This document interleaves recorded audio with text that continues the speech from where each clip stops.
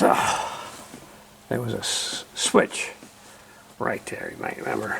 Well, in fact, it's right here. And judging from the wires, it looked like it was the power antenna. And yes, it was. So I snaked it out, and here it is. There's the feed wire, which wasn't hooked up. You just up and down. So we've been getting the wiring loose with the harnesses due fairly soon. And this snag, it's the windshield washer pump, which they apparently, and I think it was an option, if you push the lever with your foot and it would trigger the wipers. Well, of course, that's just an extra set of wipers that go up to the switch that complicate things. And it sits way up in the firewall. There.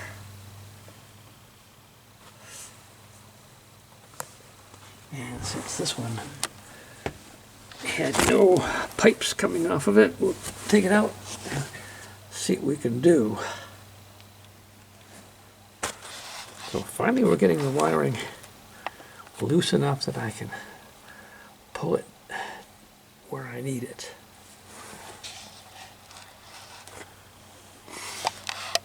There's the driver's side door with the panel removed, and there's some of the original copper brown paint.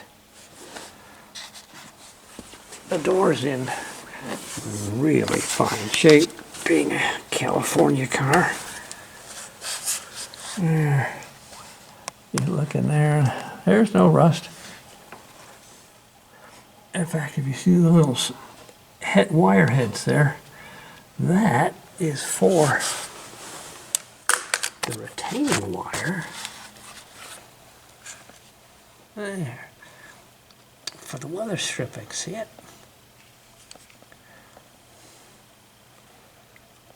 Quite often that is gone, and both doors have it. Moving on. Remove the blower motor because I wanted to check how the mounting bolts were and other things. They've got, well, those are 1/2 inch and that's 7/16. So, yeah, they just made them fit. And then remove the spark plug cover. The bolt that was here, they couldn't get to bite, so they put dum-dum on the head and glued it in. But this one's very hard to get when you got the blower on here, because it's just impossible to get back in here. Really, really hard. Anyway, somebody got in here and they've cross-threaded this, which is why they couldn't get the bolt to bite. I should be able to chase that and get it back into good shape. But now I can get the blower motor wiring snaked back out of here because we have new blower motor wiring coming.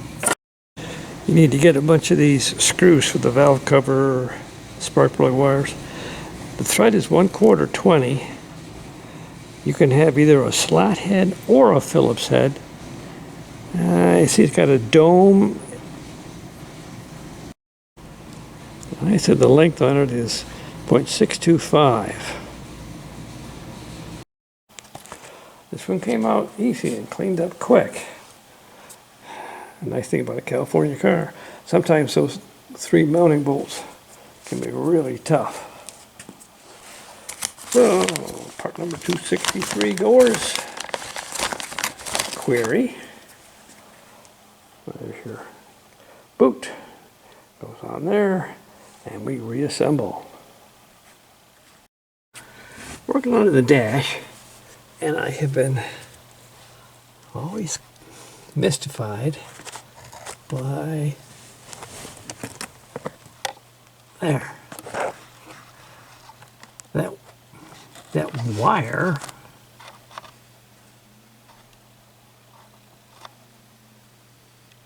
which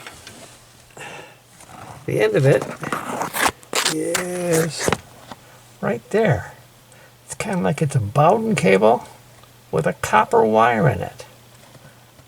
And it runs up to the cowl area just after the wiper. So,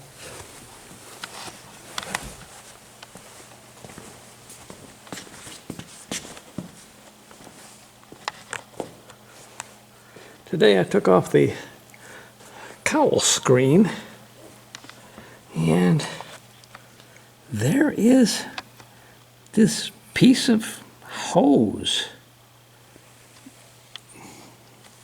See, it's connected down here with a hose clamp onto I don't know what, and then it goes up and is cut at an angle.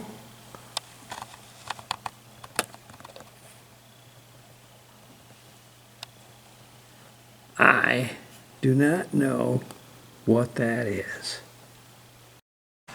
This mystery thing. I removed the hose, which I don't know why it was there. It seems to be some sort of heater. And I think I saw something about the air conditioning system. Anyway, we'll continue to see what I can do to remove it. And there's that hole that it goes out to. And next to it I see a wing nut. I'll bet you that's what's holding that little receptacle thing. So here it is removed. It was just the wing nut that held it on. And this, some sort of bracket.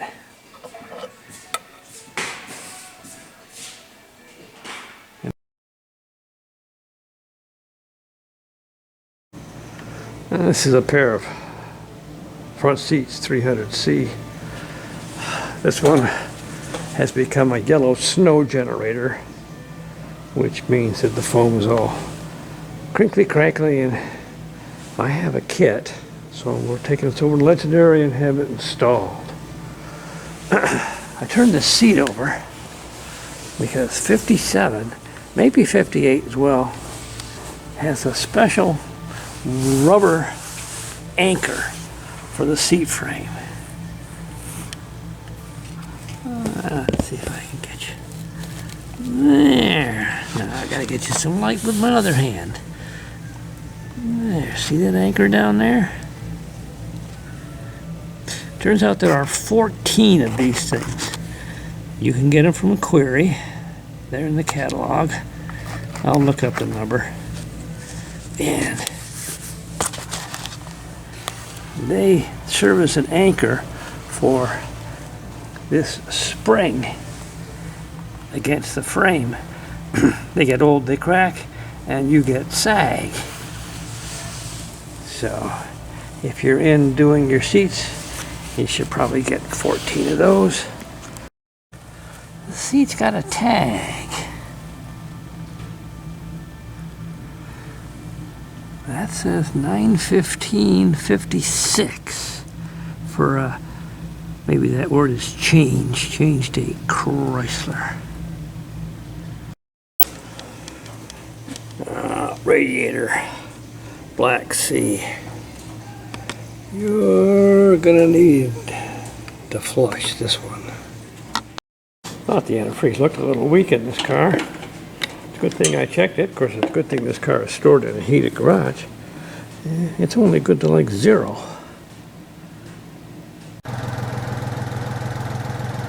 December 30th, 50 degrees.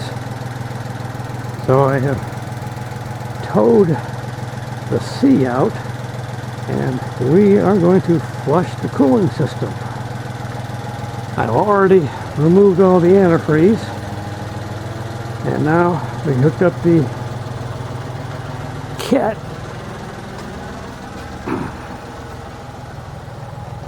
We'll be feeding hose water in here. It's into the block, and we'll discharge up and out the pipe. Nothing to it. It looks like a bomb went off. Been quite an adventure getting the heater box off. Yeah, this thing, it's still not off. First I found the upper bolts here are 3/8. There's two way down in there which you can hardly see, and they wouldn't come, and it turns out they're 7/16. They're not supposed to be, but they are. So then I get this thing loose, and I can only get it so far before it hits the vacuum advance on the distributor, which is way down in there. Yeah, okay, well, let's just take the distributor out. Yeah. This line, which is the vacuum advance, is a solid line. So you've got to unhook that, and then you've got to get down to the hold down bolt, which is not really accessible. And then it won't hardly come out. You get it up in the mountain here, and then you're so get the distributor out. And let's see, the box is hitting over there on the choke. So take the choke off. Well, now the box is hitting, this is the coil bracket. Coil's sitting over here for the time being. The box comes out and it hits the coil bracket. I can't raise the box because I've got the heater pipe there. Which means I'm going to have to take off the valve cover. But I am getting the access down in there. See the tubes? Where I can start to see where the oil leak might be. So this is being a mongrel. It'll probably be a real mongrel to put back in. On we go. 3.5 hours to get that heater box off.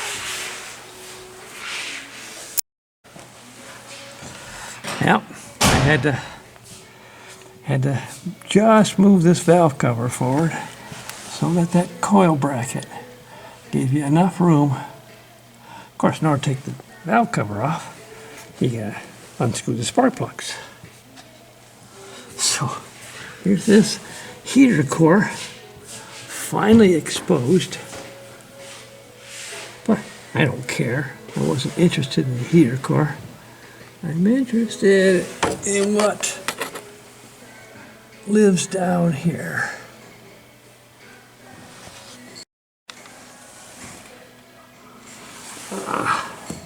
Good thing we got in here.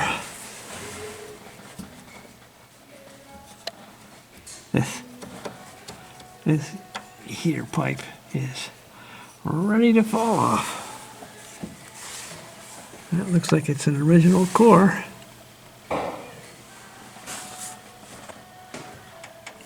We'll get it off of there. And then you got your air conditioning pieces down here. That's, I think that's from the drain tubes. Anyway, now you can see. This is the dipstick that was in the engine. That is the correct dipstick. This is the dipstick tube that was in the engine. This looks like JB weld, and It appears to be leaking. This might be the source of our engine oil leak, although I didn't think there was anything but splash in that area. Anyway, we are unable to insert this dipstick and get about here, and it hit something. So perhaps it's the broken piece of this dipstick. It's in the engine somewhere. But there's a block. So we will have to probably have to pull the pan.